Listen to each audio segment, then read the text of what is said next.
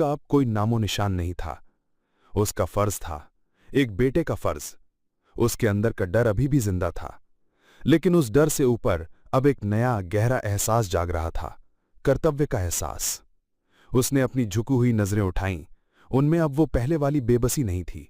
उनमें एक ठंडी पथरीली शांति थी, एक फैसला था। ये कहानी जब अर्जुन के लिए एक नया मोड़ ले रही थी, तब उसी शहर के एक दूसरे कोने में एक और कहानी अपनी रफ्तार से चल रही थी। नोएडा के एक चमचमाते कोवर्किंग स्पेस में रात के 10 बज रहे थे। पूरा ऑफिस खाली हो चुका था, लेकिन एक छोटे से कैबिन की लाइट अभी भी जल रही थी। उसके अंदर एक लड़की, जिसका नाम साक्षी था, अपने लैपटॉप पर झुकी हुई थी। उसके आसपास कॉफी के खाली कप्स और कागजों का ढेर लगा हुआ था। उसकी आंखें थकान से लाल थीं, लेकिन उनमें एक अजीब सी जिद, एक जुनून साफ दिख रहा था। साक्षी एक बहुत ही होशियार और मेहनती लड़की थी। उसने अपने कॉलेज के दिनों से ही एक सपना देखा था, अपना खुद का स्टार्टअप शुरू करने का, और उसने वो सपना पूरा भी किया। उसने फिन ईजी नाम की एक छोटी सी फिनटेक कंपनी शुरू की थी, जिसका मकसद छोटे छोटे व्यापारियों को आसान डिजिटल उधार प्रदान करना था।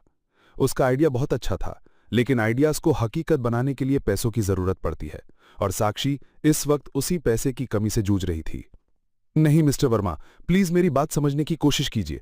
मुझे बस 2 महीने की और मोहलत दे दीजिए। हमारे ऐप का बीटा वर्जन लॉन्च होने वाला है, आपको रिजल्ट्स जरूर दिखेंगे। सॉरी साक्षी, दूसरी तरफ से एक ठंडी बिजनेस लाइक आवाज आई। मार्केट इज वेरी वॉलेटाइल, हम और रिस्क नहीं ले सकते। We are pulling out our funding. All the best for your future. Phone cut गया। साक्षी ने फोन टेबल पर पटक दिया। उसकी आंखों के कोने में आंसू आ गए। ये इस हफ्ते का तीसरा इन्वेस्टर था जिसने अपने हाथ पीछे खींच लिए थे।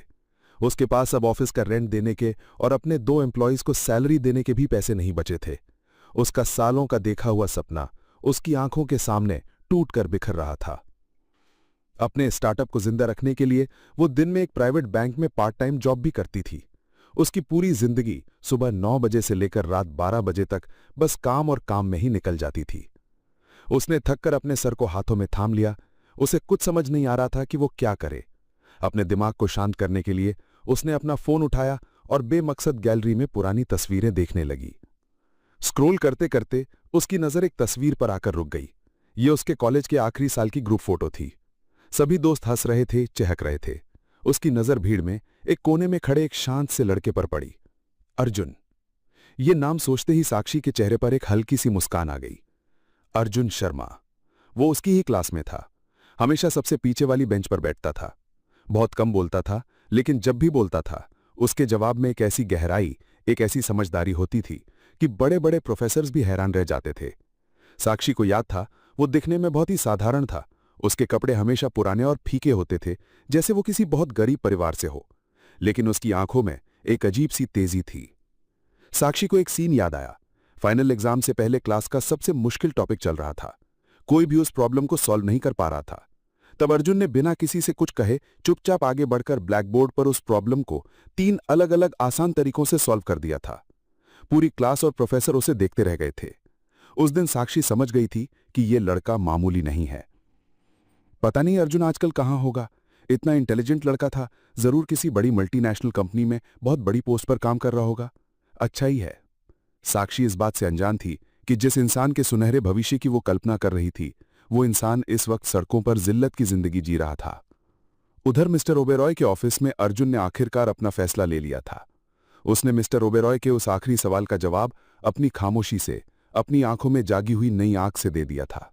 वो लड़ेगा अपने पिता के लिए। मिस्टर ओबेरॉय उसकी इस खामोश हामी को समझ गए। ठीक है अर्जुन, तो शुरुआत करते हैं। तुम्हारा पहला कदम है यहां से निकलकर उस महफूज घर में जाना जिसकी चाबी मैंने तुम्हें दी है। आज रात वहां आराम करो, नहा धोकर ठीक से सो जाओ। अपने दिमाग को, अपने शरीर को इस नई सच्चाई के लिए, इस लंबी लड़ाई के लिए तैयार करो। मैं कल सुबह तुमसे वहीं मिलूंगा। उन्होंने अर्जुन को उस घर का एड्रेस और टैक्सी के लिए कुछ जरूरी पैसे दिए। इस बार अर्जुन ने वो पैसे लेने से मना नहीं किया, क्योंकि अब वो जानता था ये भीख नहीं, बल्कि उसकी आने वाली जंग के लिए पहला जरूरी संसाधन था। अगले दिन साक्षी अपने बैंक वाले ऑफिस में बैठी थी। रात भर ना सोने की वजह से उसका सर फट रहा था। तभी उसके मैनेजर ने उसके टेबल पर एक मोटी सी फाइल रखी। साक्षी, ये एक नया लोन एप्लीकेशन है, एक टेक स्टार्टअप का। इसकी सारी पेपरवर्क चेक करके प्रोसेस कर दो, अर्जेंट है। साक्षी ने थकी हुई आंखों से फाइल खोली। उसके डर ने हकीकत का रूप ले लिया। फ्यूचर नेक्स्ट सॉल्यूशंस ने एक बहुत बड़े बिजनेस लोन के लिए अप्लाई किया था और फाइल के आखिर में उसने देखा कि लोन का अप्रूवल प्रोसेस लगभग पूरा हो चुका था और उसे अप्रूव करने वाले सीनियर मैनेजर का नाम मिस्टर वर्मा था, वही मैनेजर जो करप्शन के लिए पूरे बैंक में बदनाम था। साक्षी समझ गई, अंकित ने मिस्टर वर्मा को रिश्वत देकर ये लोन अप्रूव करवा लिया था। अगर अंकित को ये लोन मिल गया तो वो उस पैसे से मार्केट में इतना डंपिंग करेगा कि साक्षी की छोटी सी गरीब सी कंपनी फिनिजी 2 हफ्ते भी नहीं टिक पाएगी। उसका सपना, उसकी सालों की मेहनत, सब कुछ बर्बाद हो जाएगा।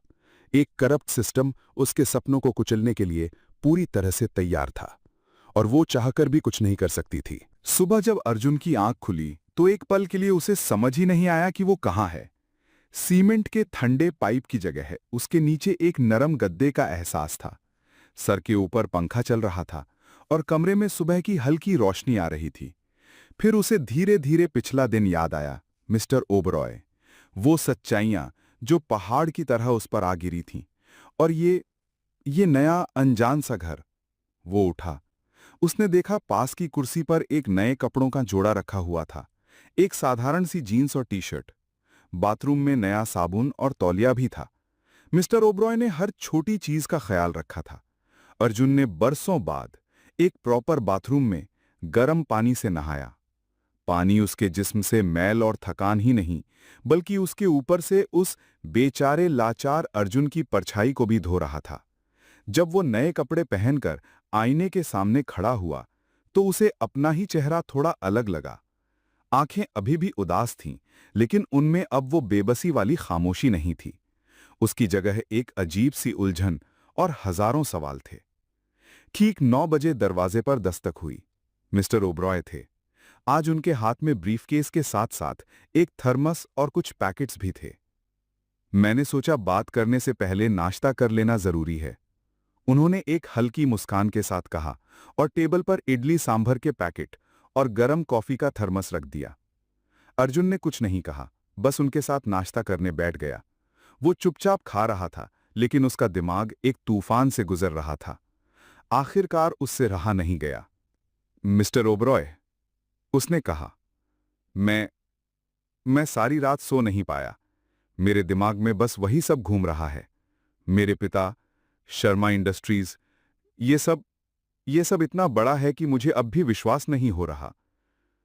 मिस्टर ओबरॉय ने कॉफी का एक घूंट भरा। विश्वास करने के लिए उस सच को पूरी तरह से जानना जरूरी है अर्जुन। क्या तुम तैयार हो अपने पिता की कहानी सुनने के लिए?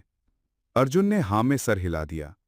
वो दोनों नाश्ता खत्म करके उस स्टडी रूम में आ गए, जहां राजेंद्र शर्मा का पोर्ट्रेट लगा हुआ था। मिस्टर ओबरॉय उस पोर्ट्रेट के सामने कुछ देर खामोश खड़े रहे, जैसे अपने पुराने दोस्त को याद कर रहे हों। फिर वो कुर्सी पर बैठे और उन्होंने कहानी शुरू की। तुम्हारे दादाजी जगदीश शर्मा एक बहुत ही ईमानदार स्कूल मास्टर थे।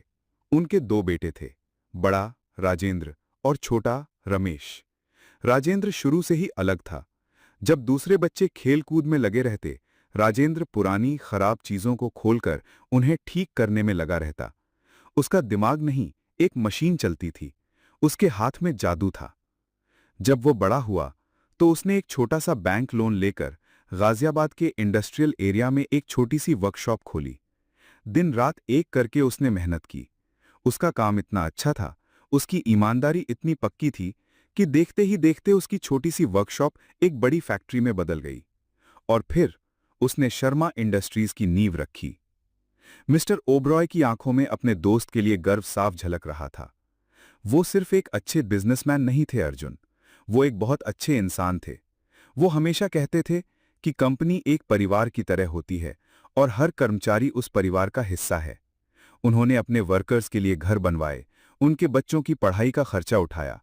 लोग उन्हें मालिक नहीं, अपना बड़ा भाई मानते थे। अर्जुन अपने पिता की इस छवि को अपने दिमाग में बसा रहा था। और दूसरी तरफ था रमेश। मिस्टर ओबरॉय की आवाज थोड़ी सख्त हो गई। उसे शुरू से ही मेहनत करना पसंद नहीं था। उसे बस ऐश और आराम और दौलत चाहिए थी। राजेंद्र ने उसे भी कंपनी में एक बहुत अच्छा पद दिया, मार्केटिंग हेड बनाया। लेकिन रमेश की नजर हमेशा उस कुर्सी पर थी जो राजेंद्र की थी। धीरे धीरे उसने कंपनी के अंदर अपने जैसे लालची लोगों का एक ग्रुप बना लिया। वो छोटी मोटी हेराफेरी करता रहता, लेकिन राजेंद्र अपने छोटे भाई पर इतना विश्वास करते थे कि उन्होंने कभी उस पर शक नहीं किया। फिर आया वो दिन जिसने सब कुछ बदल दिया। मिस्टर ओबरॉय की आवाज अब भारी हो गई थी। एक बहुत बड़ी अमेरिकन कंपनी के साथ एक डील होनी थी। राजेंद्र एक ऐसी नई टेक्नोलॉजी लाना चाहते थे जो इस देश में आम आदमी के लिए क्रांति ला सकती थी। लेकिन रमेश और उसके साथी उस अमेरिकन कंपनी के साथ मिलकर एक ऐसी करप्ट डील करना चाहते थे जिससे कंपनी को नुकसान होता, पर उनकी जेब में करोड़ों रुपए आते। राजेंद्र को जब इस साजिश का पता चला तो वो आग बबूला हो गए। बोर्ड मीटिंग में बहुत बहस हुई। उन्होंने साफ कह दिया, मैं जिंदा रहते हुए अपने देश और अपने कर्मचारियों के साथ ये गद्दारी कभी नहीं होने दूंगा। मिस्टर ओबरॉय एक पल के लिए रुके, जैसे अगले शब्द कहने के लिए हिम्मत जुटा रहे हों। उस बोर्ड मीटिंग के ठीक 2 दिन बाद रात को फैक्ट्री के रिसर्च एंड डेवलपमेंट विंग में आग लग गई। वही विंग जहां राजेंद्र अक्सर देर रात तक अकेले काम करते थे। पूरे शहर में खबर फैला दी गई कि एक शॉर्ट सर्किट की वजह से भयंकर हादसा हो गया और राजेंद्र शर्मा उस हादसे में मारे गए। अर्जुन ने अपनी मुट्ठियां भींच ली। लेकिन मैं जानता था, मिस्टर ओबरॉय ने कहा, उस आग ने सिर्फ R&D विंग को नहीं, सच्चाई को भी जलाने की कोशिश की थी। अर्जुन, जिसकी आंखों में अब नफरत की आग जल रही थी, उसने पूछा, सबूत? इस साजिश का कोई सबूत है आपके पास? पुलिस ने उस वक्त इन्वेस्टिगेशन नहीं की? मिस्टर ओबरॉय के चेहरे पर एक कड़वी मुस्कान आई। पुलिस ने इन्वेस्टिगेशन की थी अर्जुन, पर जब जांच करने वाले ही साजिश का हिस्सा हों तो इंसाफ की उम्मीद कैसे की जा सकती है? सारे सबूत मिटा दिए गए। जो गवाह थे उन्हें या तो खरीद लिया गया या फिर हमेशा के लिए चुप करा दिया गया। यह सुनकर अर्जुन के चेहरे पर निराशा छा गई। तो इसका मतलब हम अब कुछ साबित नहीं कर सकते? मैंने ये नहीं कहा कि हम कुछ साबित नहीं कर सकते, मिस्टर ओबरॉय ने कहा, और उनकी आंखों में एक अजीब सी तेज चमक आ गई। रमेश ने सोचा उसने हर सबूत नष्ट कर दिया, लेकिन वो एक चीज नष्ट करना भूल गया। उन्होंने अपने ब्रीफकेस की तरफ इशारा किया। तुम्हारे पिता बहुत समझदार थे। उन्हें अंदाजा हो गया था कि उनके साथ कुछ भी बुरा हो सकता है, इसलिए अपनी मौत से कुछ महीने पहले ही उन्होंने चुपके से एक पर्सनल डायरी लिखनी शुरू कर दी थी। डायरी, ये एक शब्द अर्जुन के लिए एक नई उम्मीद की किरण की तरह था। एक ऐसी डायरी, मिस्टर ओबराय ने आगे कहा, जिसमें उन्होंने हर उस साजिश, हर उस डर, हर उस इंसान का जिक्र किया था जिस पर उन्हें शक था। उनके अपने शब्दों में लिखी हुई उनकी अपनी सच्चाई। डायरी, ये एक शब्द अर्जुन के टूटे हुए दिल के लिए एक उम्मीद की किरण की तरह था। एक ऐसी उम्मीद जो उसे अचानक अंधेरे में रोशनी दिखा गई। उसके पिता के अपने शब्द, उनकी अपनी लिखी हुई सच्चाई, इससे बड़ा सबूत और क्या हो सकता था? वो बेसब्री से अपनी कुर्सी से उठ खड़ा हुआ। कहाँ है वो डायरी मिस्टर ओबेरॉय? मुझे उसे अभी पढ़ना है, प्लीज। उसे लगा जैसे उस डायरी में उसके हर सवाल का, उसके हर जख्म का जवाब बंद है। मिस्टर ओबेरॉय ने उसकी बेचैनी को देखा। उन्होंने हाथ उठाकर उसे शांत रहने का इशारा किया। सबर अर्जुन, सबर। वो डायरी तुम्हें जरूर मिलेगी, तुम उसे पढ़ोगे भी, लेकिन उससे पहले एक बहुत ही जरूरी सच है जिसे सिर्फ अपने कानों से सुनना नहीं, बल्कि अपनी रूह से कबूल करना होगा। जब तक तुम उस सच को, अपनी उस नई पहचान को पूरी तरह से अपनाओगे नहीं, तब तक तुम इस डायरी के शब्दों का बोझ नहीं उठा पाओगे। अर्जुन उनकी बात से थोड़ा उलझ गया। नई पहचान? कैसी नई पहचान? मिस्टर ओबेरॉय कोई जवाब दिए बिना अपनी कुर्सी से उठे। वो धीरे धीरे चलकर उस स्टडी रूम में लगी राजेंद्र शर्मा की बड़ी सी तस्वीर के सामने जाकर खड़े हो गए।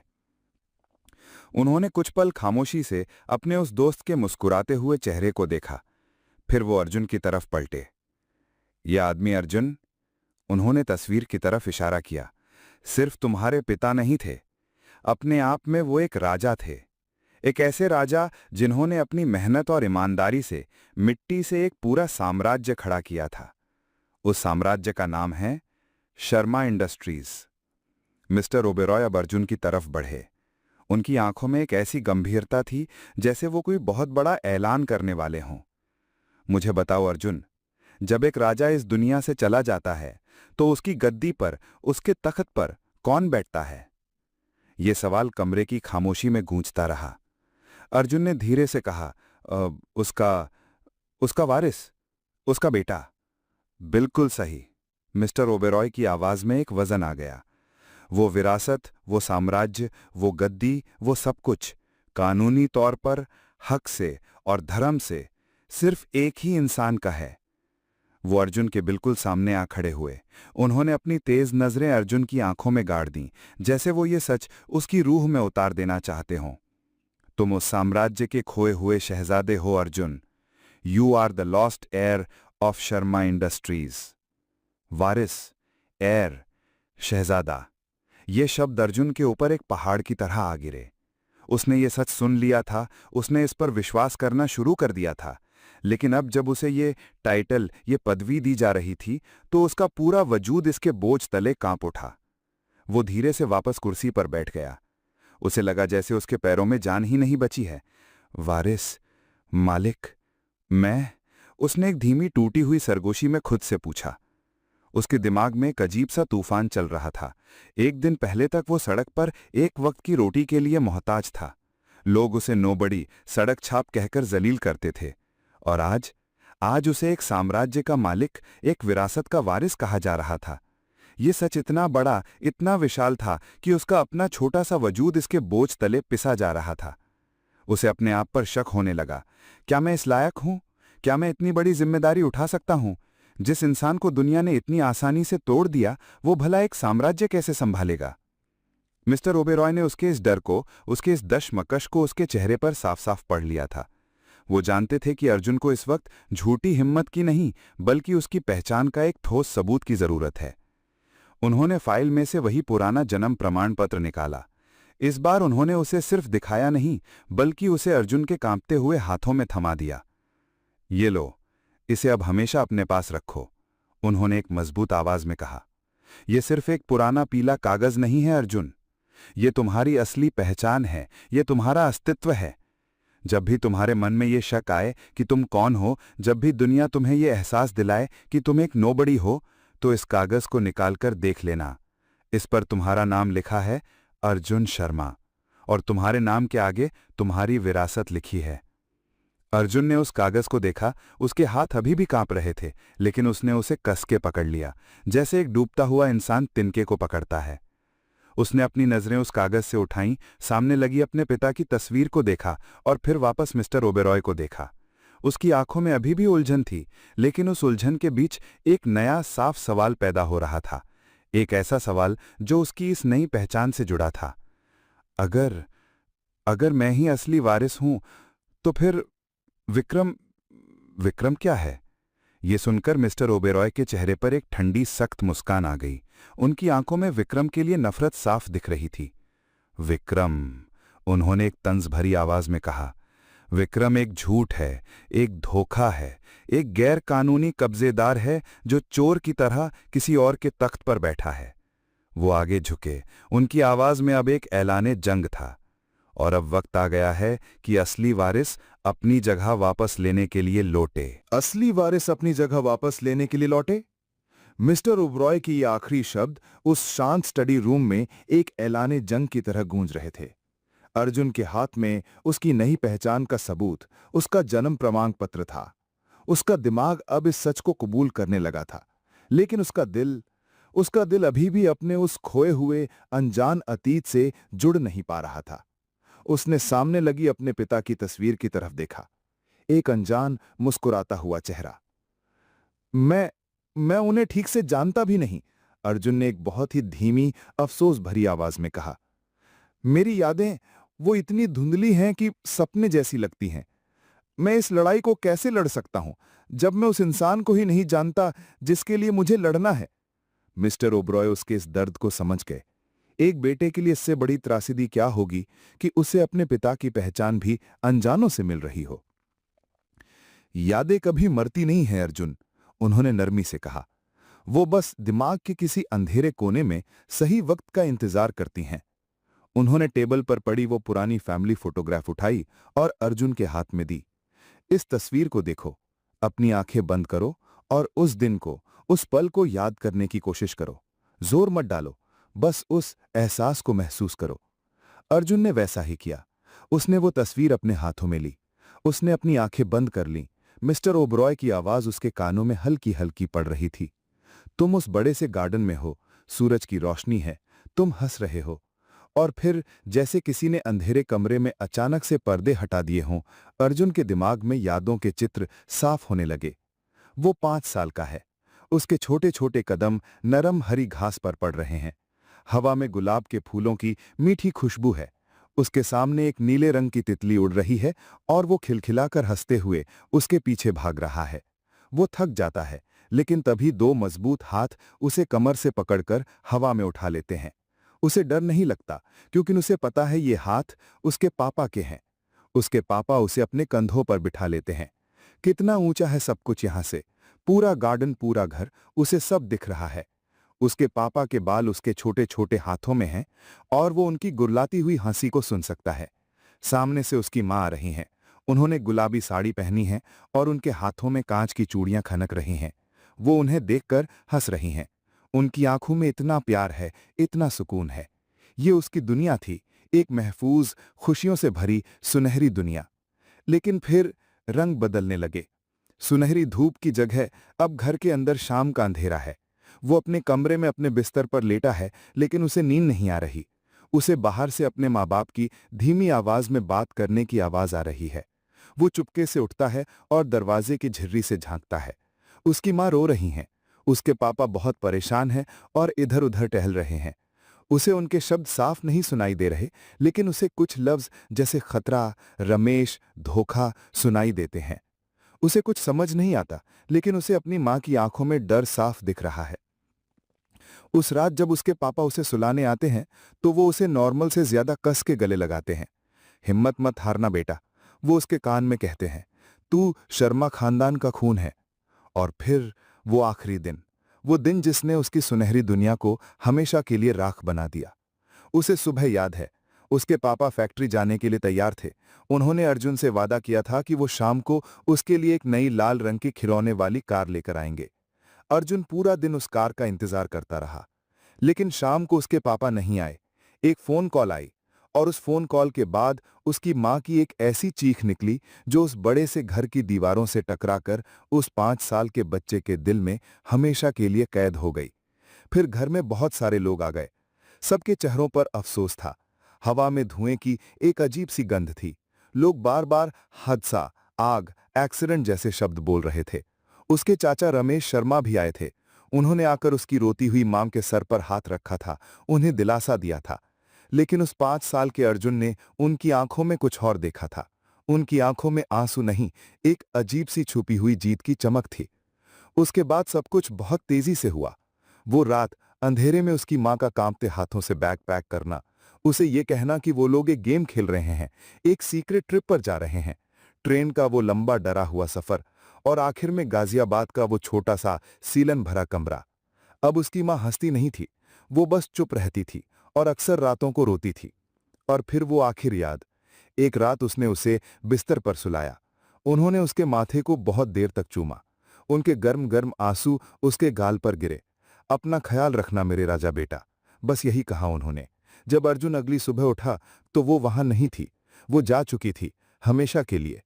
अर्जुन की आंखें एक झटके से खुली। वो वापस उस स्टडी रूम में था। वो कांप रहा था और उसके गाल आंसुओं से पूरी तरह से भीगे हुए थे। अब कुछ भी धुंधला नहीं था, सब कुछ शीशे की तरह साफ था।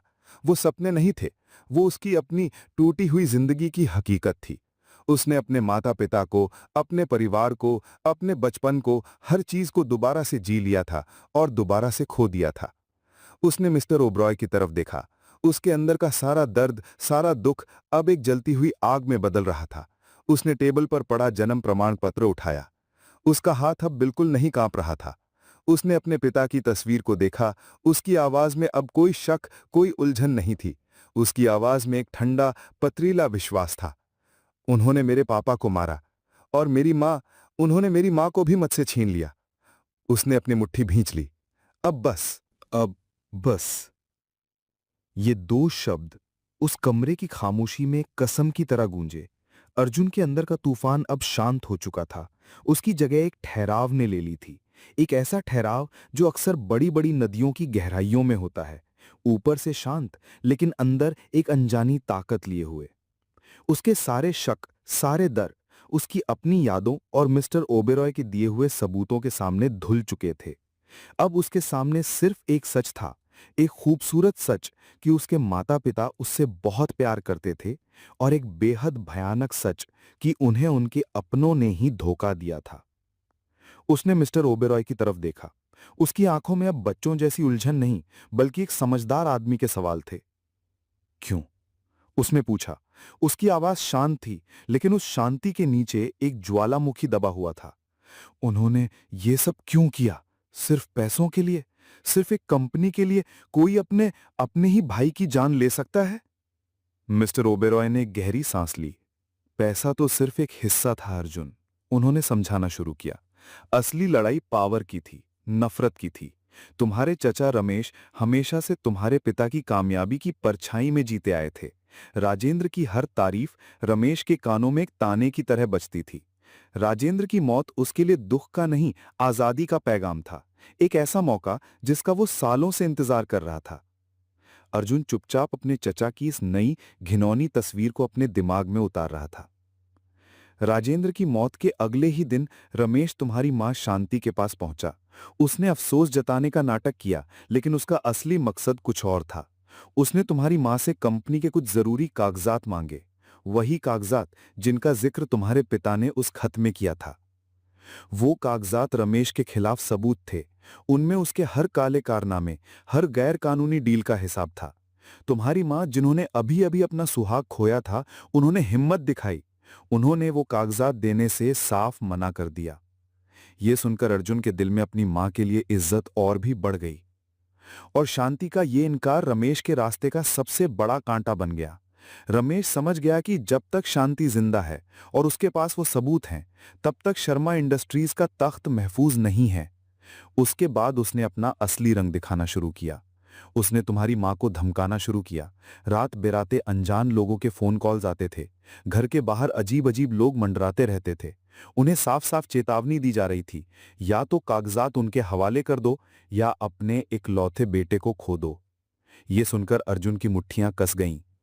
तुम्हारी मां के सामने उस वक्त सिर्फ दो ही रास्ते थे, या तो वो उन कागजात के दम पर अकेले रमेश जैसे शातिर और खतरनाक इंसान से लड़ती, एक ऐसी लड़ाई जिसमें तुम्हारी जान का खतरा सबसे ज्यादा था, या फिर वो अपने बेटे को इस पूरी गंदगी से, इस खूनी खेल से इतना दूर ले जाए कि कोई उस तक पहुंच ही ना सके। एक मां ने हमेशा की तरह अपने बच्चे को चुना अर्जुन। उन्होंने तुम्हें इसलिए नहीं छुपाया कि वो डरपोक थीं। उन्होंने तुम्हें इसलिए छुपाया ताकि वो तुम्हें बचा सकें।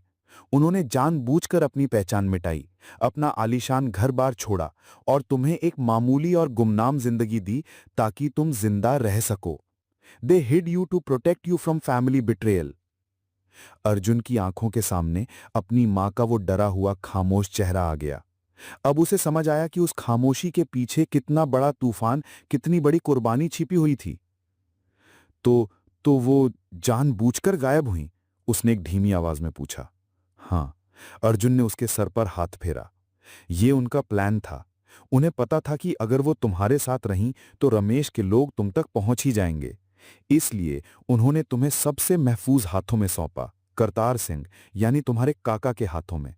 और फिर उन्होंने रमेश और उसके लोगों का ध्यान तुमसे हटाने के लिए खुद को ही दांव पर लगा दिया। वो गायब हो गईं ताकि उनके दुश्मन तुम्हें, असली वारिस को छोड़कर, उन्हें और उन कागजात को ढूंढने में अपनी सारी ताकत लगा दें। ये एक मां की कुर्बानी थी अर्जुन। उसने खुद को बलि का बकरा बना दिया ताकि तुम्हारा भविष्य सुरक्षित रह सके। ये सुनकर अर्जुन अब और बर्दाश्त नहीं कर पाया। उसका सारा दर्द, सारा दुख अब एक जलती हुई नफरत में बदल चुका था। अपने चचा के लिए, अपने उस परिवार के लिए जिसने उससे सब कुछ छीन लिया था। अब उसके दिल में अपने लिए अफसोस नहीं था। अब उसके दिल में अपने माँ बाप के लिए गहरा सम्मान और उनके दुश्मनों के लिए बेहद नफरत थी। वो अपनी कुर्सी से उठा। उसके चेहरे पर अब बचपना या उलझन नहीं थी, एक ऐसी आग जो सब कुछ जलाकर राख कर सकती थी। वो कागजात जो मेरी मां के पास थे, और वो संदूक जिसका जिक्र मेरे पिता ने अपने खत में किया था, क्या आप जानते हैं वो सब कहाँ हैं? मिस्टर ओबेरॉय के चेहरे पर एक पल के लिए हैरानी और फिर गर्व के भाव आए। अर्जुन अब रो नहीं रहा था, वो अब सवाल पूछ रहा था, एक सिपाही की तरह। मैं नहीं जानता अर्जुन, मिस्टर ओबेरॉय ने सच्चाई से कहा, तुम्हारी माँ ने अपने आखिरी फोन कॉल में मुझे बस इतना ही कहा था कि उन्होंने सब कुछ एक ऐसी महफूज जगह पर छिपा दिया है जहां सिर्फ उनका बेटा ही पहुंच सकता है।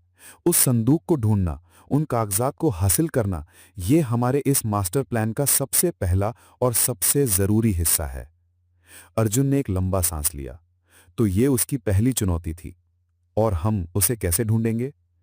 उसका रास्ता, मिस्टर ओबेरॉय ने उस खत की तरफ इशारा किया जो अभी भी अर्जुन के हाथ में था। शायद तुम्हारे पिता के इन्हीं शब्दों में कहीं छिपा है। उस संदूक को ढूंढना ये हमारे मास्टर प्लान का सबसे पहला और सबसे जरूरी हिस्सा है। मिस्टर ओबेरॉय के ये शब्द अर्जुन के लिए एक नया मकसद बन गए थे। उसकी जिंदगी, जो अब तक एक टूटी हुई नाव की तरह बिना दिशा के बह रही थी, उसे अब एक मंजिल मिल गई थी। एक ऐसा काम जो उसे उसके पिता की आखिरी इच्छा से जोड़ता था। उसने उस खत को, अपने पिता की उस आखिरी निशानी को बहुत संभाल कर अपनी जेब में रखा।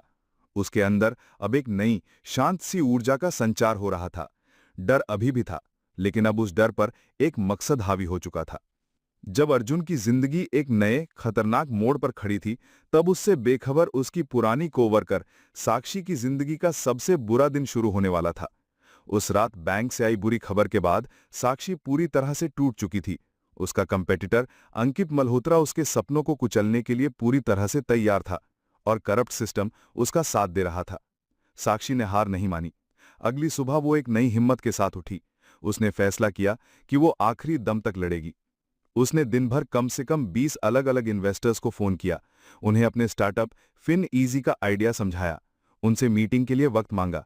ज्यादातर लोगों ने उसे मना कर दिया, लेकिन एक छोटे इन्वेस्टर ग्रुप ने उसके आइडिया में दिलचस्पी दिखाई। उन्होंने उसे हफ्ते के आखिर में एक प्रेजेंटेशन के लिए बुलाया। ये एक छोटी सी उम्मीद की किरण थी, लेकिन साक्षी के लिए इस वक्त यही बहुत थी। उसने सोचा, अगर वो ये प्रेजेंटेशन अच्छे से दे पाई और थोड़ी सी भी फंडिंग हासिल कर ली, तो शायद वो अपनी कंपनी को बचा सकती है। वो पूरे जोश के साथ अपनी प्रेजेंटेशन की तैयारी में लग गई। वो अपने छोटे से घर के स्टडी रूम में बैठी चार्ट्स और डेटा में पूरी तरह से खोई हुई थी। तभी उसके फोन की घंटी बजी। उसकी मां का नंबर था। हाँ मां, उसने लैपटॉप से नजरें हटाए बिना कहा। मैं थोड़ा बिजी हूं, बाद में बात करूं? साक्षी, बेटा। उसकी मां की आवाज एक अजीब सी डरी हुई कपकपाहट के साथ आई। वो रो रही थी। बेटा, जल्दी जल्दी सिटी हॉस्पिटल आ जाओ। तुम्हारे पापा बेहोश हो गए हैं। इसके आगे वो कुछ नहीं बोल पाईं। उनकी सिसकियां फोन में गूंजने लगी। पापा? क्या हुआ पापा को? साक्षी के हाथ से पेन छूटकर नीचे गिर गया। उसका दिमाग सुन्न हो गया। पता नहीं, वो अचानक सीने में दर्द। बेटा, तू बस जल्दी आ जा। फोन कट गया। साक्षी के पैरों तले जमीन खिसक गई। उसका स्टार्टअप, उसकी प्रेजेंटेशन, उसका सारा प्रोफेशनल स्ट्रेस, सब कुछ एक पल में बेमानी हो गया।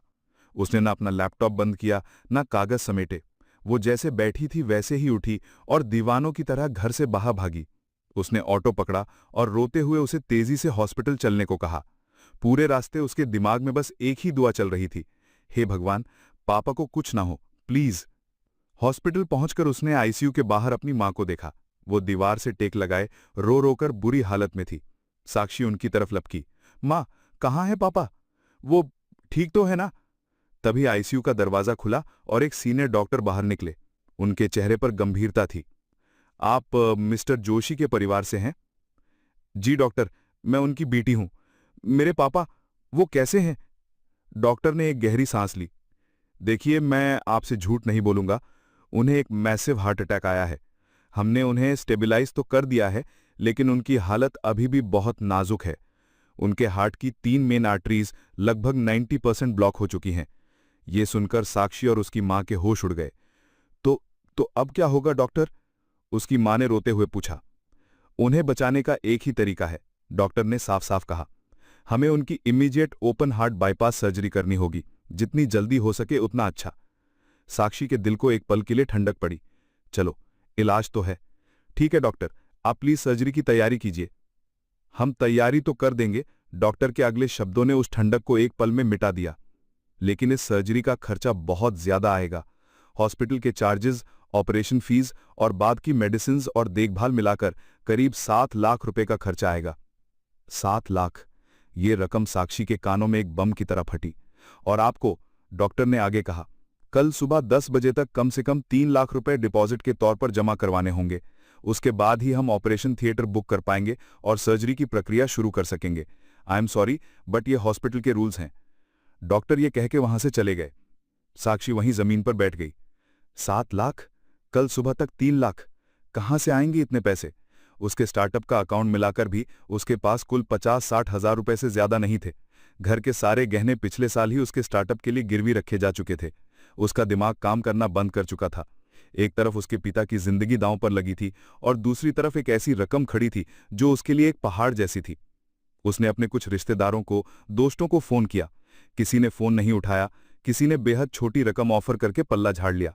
कोई भी इतनी बड़ी रकम से उसकी मदद करने के लिए तैयार नहीं था। रात हो चुकी थी। साक्षी हॉस्पिटल के ठंडे कॉरिडोर में एक बेंच पर अपनी रोती हुई मां के साथ बैठी थी। उसका दिमाग पूरी तरह से खाली हो चुका था। सारे दरवाजे बंद हो चुके थे।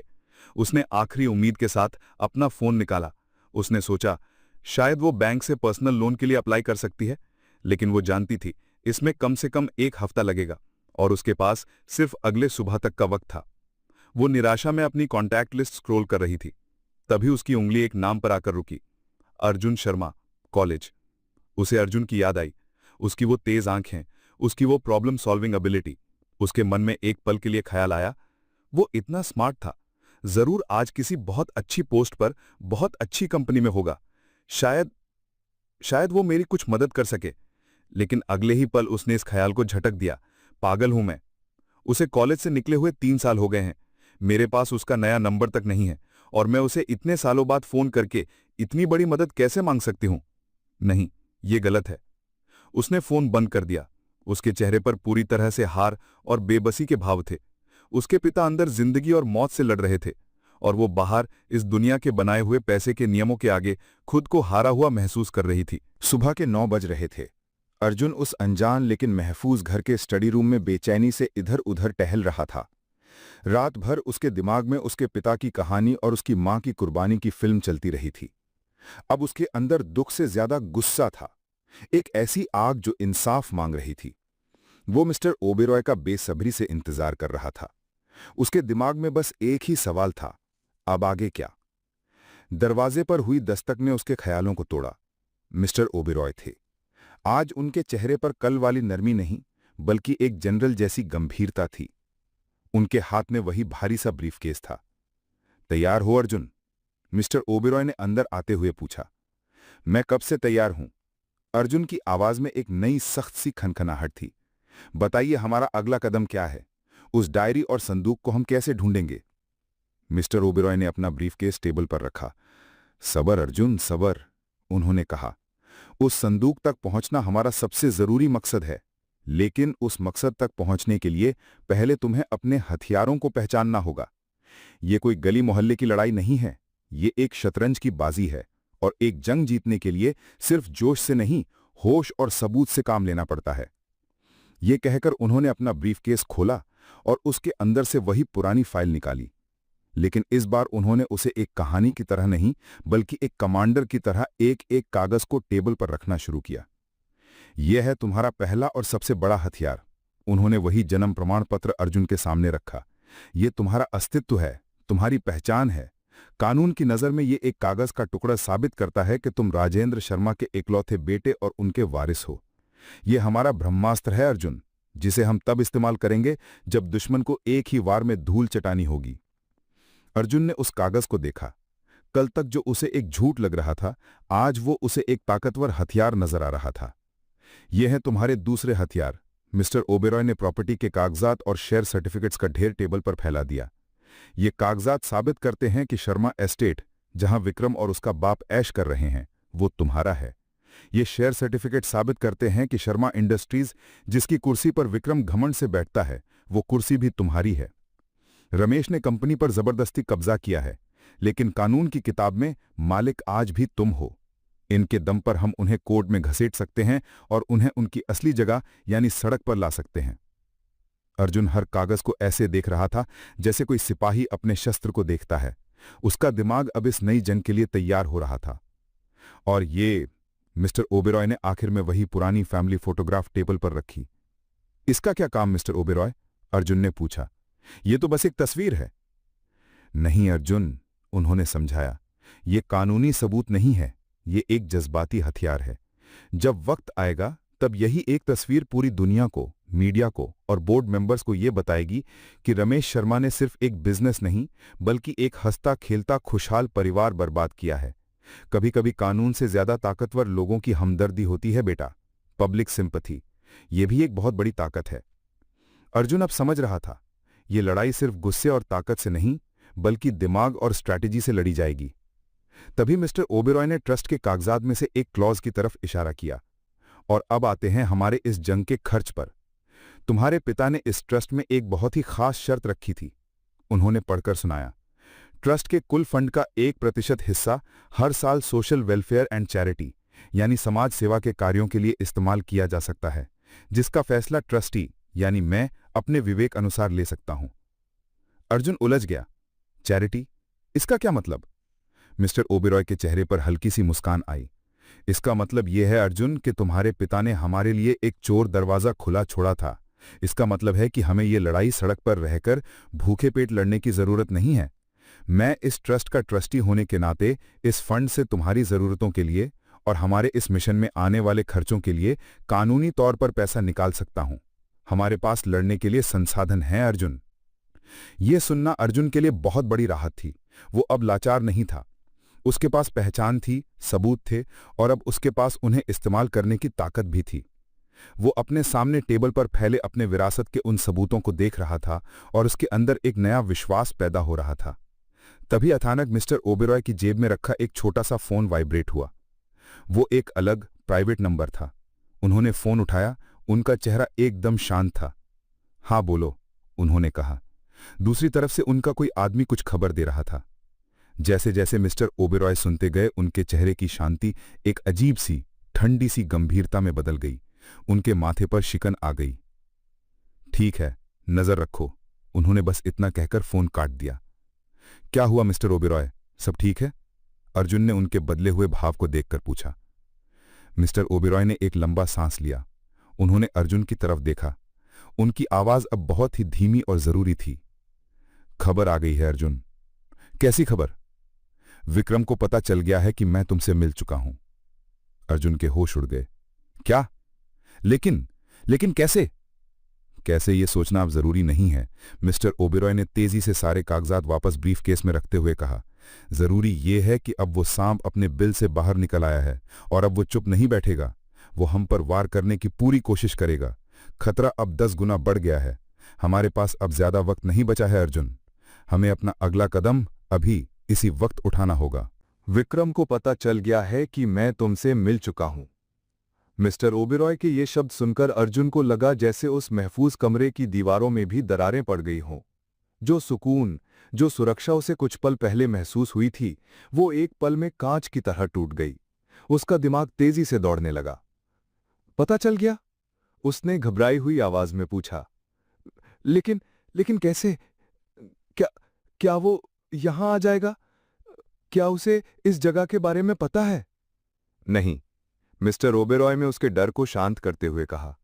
इस जगह को ढूंढना उसके लिए लगभग नामुमकिन है। इसके बारे में तुम्हारे पिता, तुम्हारी मां और मेरे अलावा आज तक कोई नहीं जानता था, और अब तुम जानते हो। उन्होंने एक पल के लिए रुका। लेकिन इसका मतलब ये नहीं कि हम महफूज हैं। इसका मतलब है कि अब हम बाहर महफूज नहीं हैं।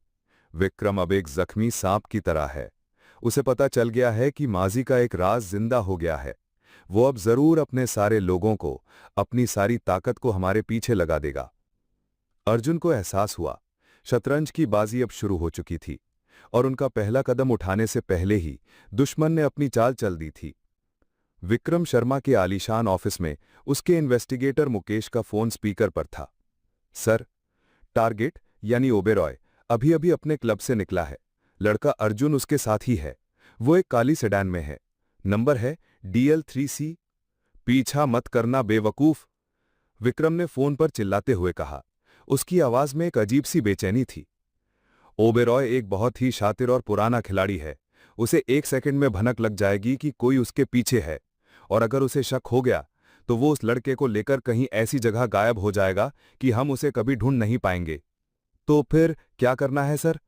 दिमाग से काम लो, गाड़ी का नंबर और मॉडल नोट करो और शहर के हर टोल बूथ, हर मेन ट्रैफिक सिग्नल के सीसीटीवी कंट्रोल रूम में अपने आदमियों को अलर्ट कर दो। मुझे उस गाड़ी का पूरा रूट चाहिए। मुझे पता लगाना है कि वो बुढ़ा उस सड़क छाप को आखिर कहां ले जा रहा है। गो। विक्रम ने फोन काट दिया। उसका दिल जोरों से धड़क रहा था। ओबेरॉय का लौटना उसके लिए एक बहुत बुरा संकेत था।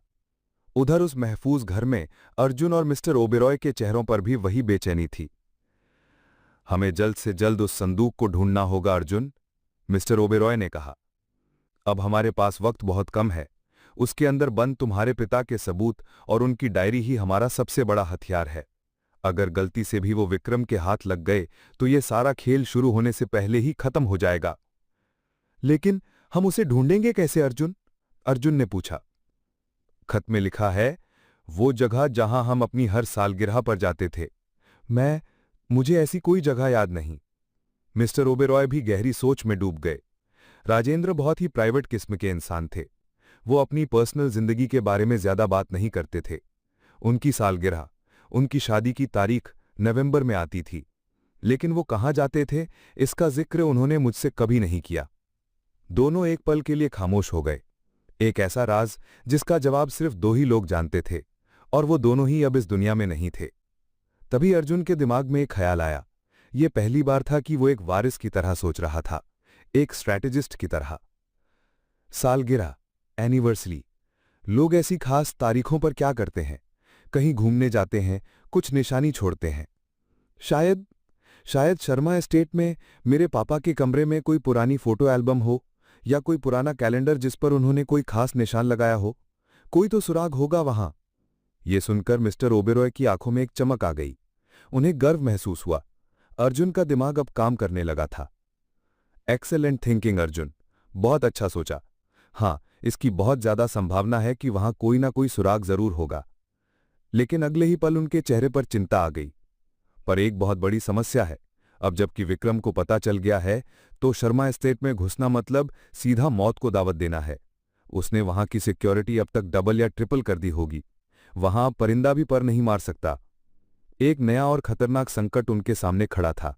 उन्हें जिस जगह जाना था वो उनके दुश्मन का सबसे मजबूत किला था। दिल्ली के एक अंधेरे हाईटेक सर्वेलेंस रूम में मुकेश और उसकी टीम दर्जनों स्क्रीन्स पर नजर गड़ाए हुए थे। हर स्क्रीन पर दिल्ली की अलग अलग सड़कों का सीसीटीवी फुटेज चल रहा था। वो लोग पिछले 2 घंटे से मिस्टर ओबेरॉय की काली सेडान को ढूंढ रहे थे।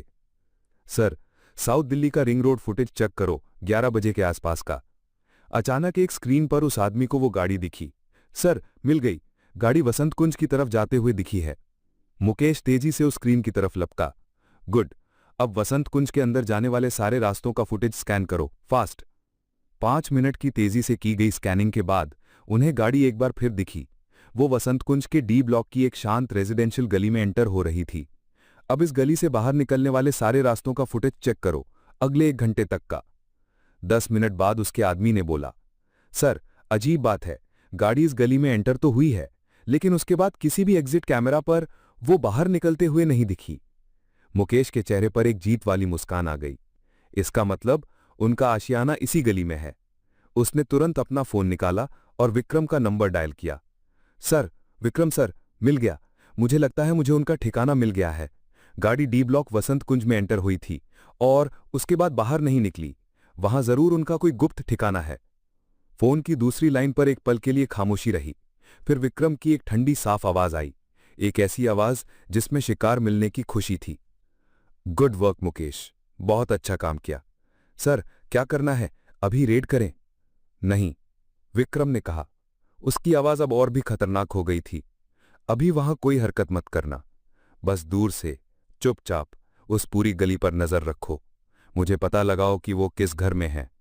उसने एक पल के लिए रुका और फिर कहा, मैं खुद आ रहा हूं।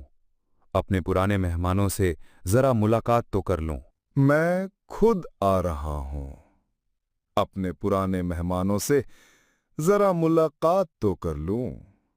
विक्रम के ये आखिरी शब्द उसके इन्वेस्टिगेटर मुकेश के लिए एक ऑर्डर थे, लेकिन अर्जुन और मिस्टर ओबेरॉय, जो इससे पूरी तरह अनजान थे, उनके लिए ये मौत का फरमान था जो उनके दरवाजे की तरफ बढ़ रहा था। उस महफूज घर के अंदर माहौल एकदम से बदल गया था। अब वो जगह एक स्ट्रेटेजिक ब्रीफिंग रूम नहीं बल्कि एक ऐसा किला लग रहा था जिसे दुश्मन ने चारों तरफ से घेर लिया हो। अर्जुन, जिसके अंदर अभी अभी एक नई हिम्मत पैदा हुई थी, उसके चेहरे पर फिर से वही पुरानी घबराहट लौट आई। विक्रम को पता चल गया? लेकिन कैसे? मिस्टर ओबेरॉय, अब वो क्या करेगा? क्या वो यहां आ जाएगा? मिस्टर ओबेरॉय का चेहरा पत्थर जैसा शांत था, लेकिन उनकी आंखों में एक अजीब सी तेजी थी। वो एक शेषनाग की तरह थे जो हमले से पहले अपने दुश्मन की हर हरकत को महसूस कर लेता है। इस घर तक पहुंचना उसके लिए आसान नहीं है, उन्होंने कहा, लेकिन उनकी आवाज में पहले जैसा विश्वास नहीं था। लेकिन हम अब कोई रिस्क नहीं ले सकते, हमें यहां से निकलना होगा, जल्द से जल्द। वो अभी आगे की रणनीति बना ही रहे थे कि मिस्टर ओबेरॉय अचानक से चुप हो गए। उनके तजुर्बेकार कानों ने कुछ ऐसा सुना जो अर्जुन को सुनाई नहीं दिया था। एक बहुत ही हल्की लेकिन अननेचुरल सी आवाज, एक साथ कई गाड़ियों के आकर रुकने की आवाज। लाइट्स बंद कर दो अर्जुन। और कोई आवाज नहीं, उन्होंने एक सरगोशी में कहा। अर्जुन ने कांपते हाथों से स्विच ऑफ किया। कमरे में अंधेरा छा गया। मिस्टर ओबेरॉय एक शेर की तरह दबे पांव उस कमरे की खिड़की तक पहुंचे जिससे बाहर की गली दिखती थी। खिड़की पर मोटे पर्दे लगे हुए थे। उन्होंने पर्दे में से एक बहुत ही छोटा सा सुराख बनाया और बाहर झांका। जो उन्होंने देखा उससे उनके माथे पर शिकन आ गई। अर्जुन भी हिम्मत करके उनके पास आया और उस सुराख से बाहर झांका। बाहर उस शांत सी अंधेरी गली में दो बड़ी बड़ी काले रंग की एसयूवीज आकर रुकी थीं। उन्होंने गली के दोनों किनारों को ब्लॉक कर दिया था। उन गाड़ियों से काले सूट पहने हुए हट्टे-कट्टे आदमी उतरे थे। वो प्रोफेशनल गुंडे लग रहे थे। उन्होंने गली में आने जाने वाले हर रास्ते पर अपनी पोजीशन ले ली थी। उन्होंने अभी तक घर की तरफ आने की कोशिश नहीं की थी। वो बस एक जाल बुन रहे थे, एक ऐसा जाल जिससे उनका शिकार भाग न सके। और फिर तीसरी गाड़ी आई। वो विक्रम की लाल रंग की स्पोर्ट्स कार थी। वो थोड़ी दूर आकर रुकी। विक्रम उसमें से उतरा। उसके चेहरे पर वही घमंडी मुस्कान थी। वो ऐसे चल रहा था जैसे कोई राजा अपनी जीती हुई सल्तनत को देखने आया हो। वो फोन पर किसी से बात कर रहा था, शायद अपने ही गुंडों को डायरेक्शन दे रहा था। अर्जुन उसे खिड़की के पर्दे के पीछे से देख रहा था। ये वही विक्रम था जिसने उसे जलील किया था, लेकिन आज उसकी आंखों में सिर्फ घमंड नहीं, एक ठंडी कातिलाना चमक थी। अर्जुन समझ गया, ये एक डेडली प्लॉट था। विक्रम यहां उसे जलील करने नहीं आया था, वो यहां इस कहानी को हमेशा के लिए खत्म करने आया था। ये हमें डरा रहा है, मिस्टर ओबेरॉय ने धीमी आवाज में कहा। ये हमारे भागने के सारे रास्ते बंद कर चुका है। ये अब एक साइकोलॉजिकल गेम खेलेगा। और अगले ही पल मिस्टर ओबेरॉय की बात सच साबित हुई। घर के कोने में रखा एक पुराना लैंडलाइन फोन अचानक से बजा उठा। उसकी घंटी उस खामोश कमरे में किसी सायरन की तरह गूंज रही थी। अर्जुन उस फोन को घूरने लगा। मिस्टर ओबेरॉय ने कहा, यह फोन एक अनट्रेसेबल सिक्योर लाइन है। इसे इंस्टॉल करवाने के बाद इसका नंबर सिर्फ एक ही इंसान को दिया गया था, राजेंद्र शर्मा को। और उनके बाद यह नंबर उनकी विरासत के साथ रमेश शर्मा के पास चला गया। उठाओ, स्पीकर पर डालो। अर्जुन ने कांपते हाथों से फोन उठाया और स्पीकर ऑन कर दिया। दूसरी तरफ से विक्रम की चिकनी जहर में डूबी हुई आवाज आई। गुड इवनिंग ओबेरॉय चाचा, और हेलो मेरे प्यारे छोटे भाई अर्जुन। विक्रम का भाई कहना अर्जुन के कानों में एक गाली की तरह लगा। सुना है आप दोनों पुराने दिनों को याद करके बहुत बड़ा रीयूनियन मना रहे हैं, तो मैंने सोचा मैं भी इस फैमिली पार्टी को ज्वाइन कर लूं। दरवाजा खोलिए ना, अपने इस मेहमान की ऐसी मेहमान नवाजी करेंगे आप। क्या चाहिए तुम्हें विक्रम? चाहिए, हंसा। जो मेरा है ओबेरॉय चाचा, वो तो मेरे पास ही है। मुझे तो बस कुछ सफाई करनी है। कुछ माजी का कूड़ा कचरा है जो अचानक से गलती से बाहर आ गया है, तो बस उस कचरे को उसकी सही जगह यानी कचरे के डिब्बे में डालने आया हूं। उसका इशारा साफ था। बकवास बंद करो और मुद्दे की बात पर आओ। विक्रम की हंसी एकदम से बंद हो गई। उसकी आवाज अब ठंडी और खतरनाक हो गई थी। तो ठीक है, सुनिए मुद्दे की बात। आपके पास दो रास्ते हैं ओबेरॉय। पहला, आप बहुत समझदार हैं। आप उस सड़क छाप लड़के को चुपचाप मेरे हवाले कर दीजिए। मैं आपसे वादा करता हूं, मैं आपको चैन से, इज्जत से रिटायर होने दूंगा। उसने एक पल के लिए रुका। और दूसरा रास्ता, अगर आपने हीरो बनने की कोशिश की तो आप दोनों इस घर से बाहर सिर्फ एक लाश की सूरत में ही निकलेंगे, या तो मेरे गुंडों की गोली से या फिर इस घर में लगी हुई आग से। मैं आपको सोचने के लिए ठीक 10 मिनट देता हूं। 10 मिनट बाद मेरे आदमी दरवाजा तोड़कर अंदर आएंगे और मैं आपसे वादा करता हूं, एक बार जब वो अंदर आ गए तो वो ये नहीं देखेंगे कि कौन जिंदा है और कौन मुर्दा। Your time starts now. Vikram की ये धमकी उस बंद कमरे में एक टाइम बॉम्ब की तरह टिक टिक कर रही थी। हर गुजरता हुआ सेकंड अर्जुन के दिल की धड़कन को और तेज कर रहा था। बाहर मौत खड़ी थी और अंदर से निकलने का कोई रास्ता नहीं था। 10 मिनट? अर्जुन घबराहट में मिस्टर ओबेरॉय की तरफ पलटा। मिस्टर ओबेरॉय, अब हम क्या करेंगे?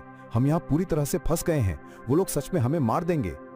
अर्जुन की आवाज में डर साफ झलक रहा था, लेकिन मिस्टर ओबेरॉय का चेहरा अब भी शांत था। उनकी आंखों में डर नहीं, बल्कि एक शतरंज के खिलाड़ी जैसी तेज आग थी जो अगले चाल के बारे में सोच रहा हो।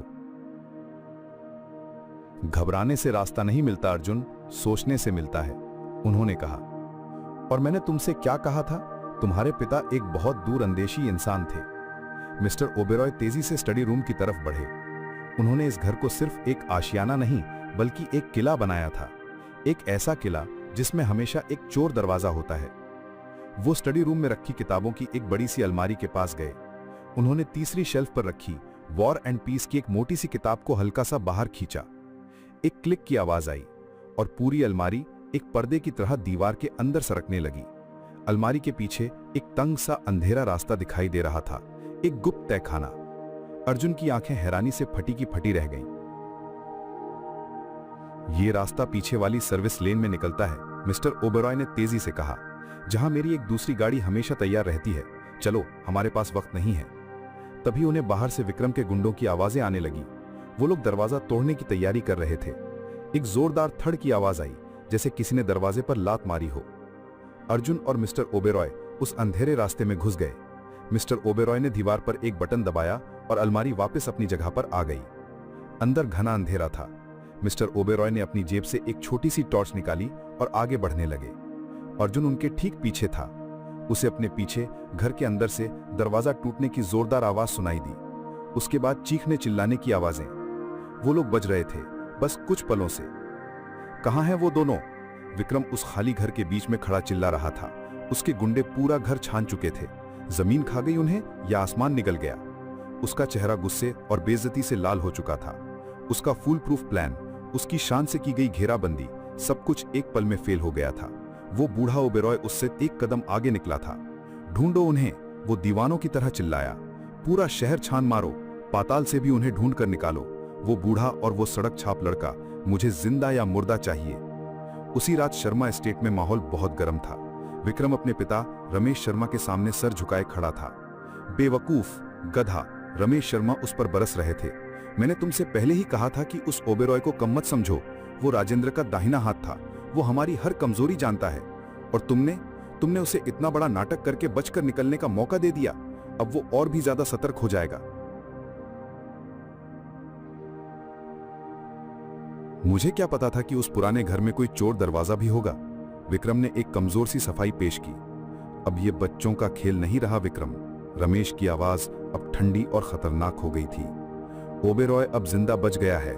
इसका मतलब है कि वो अब जरूर कोई कानूनी कार्रवाई करेगा।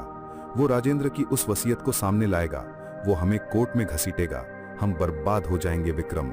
हमारी सालों की मेहनत मिट्टी में मिल जाएगी। विक्रम चुप खड़ा सुनता रहा। रमेश ने अपनी कुर्सी पर बैठते हुए कहा, अब सिर्फ एक ही रास्ता बचा है।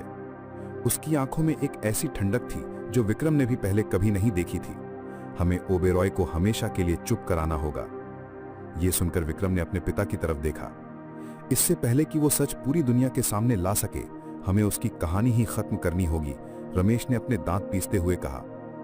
विक्रम, जो अभी अभी अपनी हार से झल्लाया हुआ था, इस बात पर तुरंत राजी हो गया। आप सही कह रहे हैं डैड, अब बातों से या धमकियों से काम नहीं चलेगा, उसे मरना ही होगा। लेकिन इस बार रमेश ने चेतावनी दी, हम गुंडों वाली कोई बेवकूफ़ी नहीं करेंगे, कोई शोर नहीं, कोई सबूत नहीं। It has to be clean. एक एक्सीडेंट। विक्रम के चेहरे पर एक शैतानी मुस्कान आ गई। एक्सीडेंट, उसने दोहराते हुए कहा। उसकी सुबह लोधी गार्डन में अकेले वॉक पर जाने की बहुत पुरानी आदत है। वहीं उसकी आखिरी वॉक होनी चाहिए। दूर शहर के एक बहुत ही भीड़भाड़ वाले पुराने इलाके में एक बंद पड़ी फैक्ट्री के ऑफिस रूम में अर्जुन और मिस्टर ओबेरॉय बैठे थे।